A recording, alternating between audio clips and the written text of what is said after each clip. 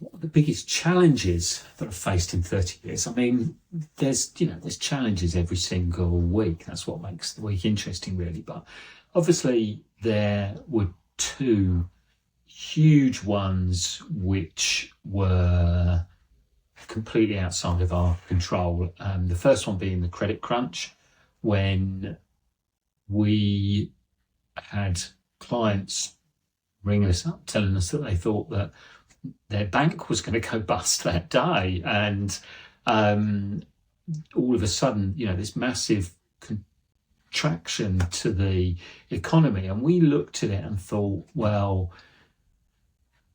our work is, roughly speaking, 2/3 pretty consistent, the stuff that people have to have done every year. And the other third is based on what people need in a positive way, to help their business grow, management information, etc. So, we thought, blimey, that could really significantly reduce here. And we were putting plans into place really early. In fact, I actually said, if I have to make anybody redundant, I want to be able to look them in the eye and knowing for certain that I've done everything I had to do in order to avoid that situation. And we didn't have to make anybody redundant.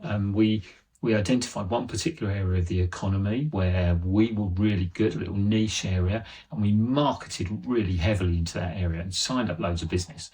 And also, we had lots of people just asked us for our help. Sometimes they took a while to pay us for it, but actually there was a much bigger need for help. And that was a good trial run for the second huge external challenge, which was, of course, COVID. And I thought it was interesting, really, because I just felt we were a little bit ahead of the curve in predicting what was going to happen. But I didn't think it was that hard. You just had to look at what was happening in Italy. And so we had our team on split weeks for working alternate days, so that we only had them mixing with certain people. This was well before lockdown. And the day that lockdown came, we were just ready to go. And we had been sending out information and advice every single day to our clients from 10 days before lockdown. Aisha, our marketing manager, I don't think barely slept for about a month, continually pushing everything out.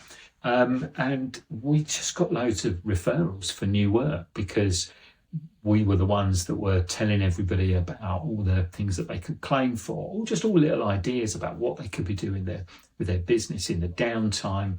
So, it was about turning what could have been a massive problem into a little bit of an opportunity, really, although, we were just sort of reacting at the time. So those are two massive external challenges. The third big challenge is one that can rear its head every now and again, which is just on staffing.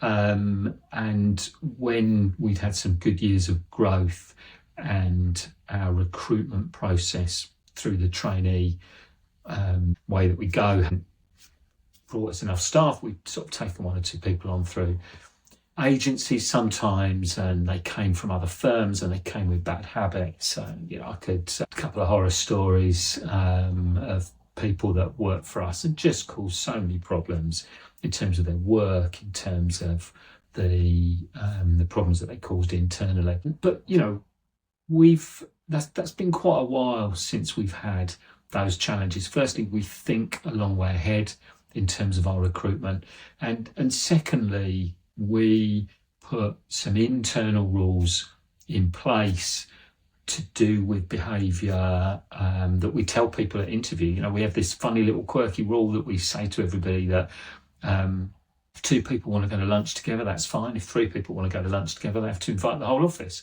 And it just makes a point that we're all a team. We don't want little cliques within this team. And they do that. They even send the menu round now, that for the pub that they're going to, which is great. And then occasionally the partners go. Normally they've got a bit too much to do to go. So it's just a symbolic thing that has become really important to us as a firm to do with our togetherness and, working for a common goal.